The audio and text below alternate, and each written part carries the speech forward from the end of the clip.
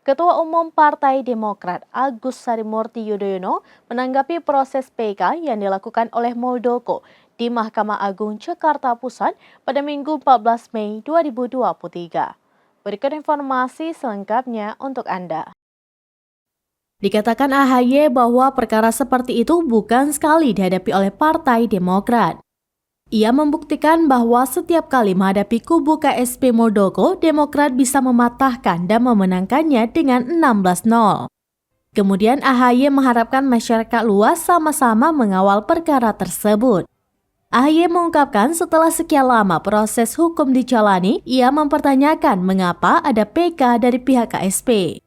Kemudian dikatakan AHY terkait PK dari kubu KSP Muldoko, menurutnya Partai Demokrat tidak terganggu sama sekali.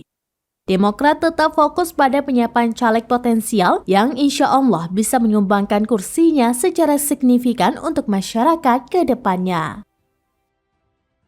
Demikian informasi terkini, Syedara Alun, saksikan terus beragam informasi terkini dan menarik lainnya.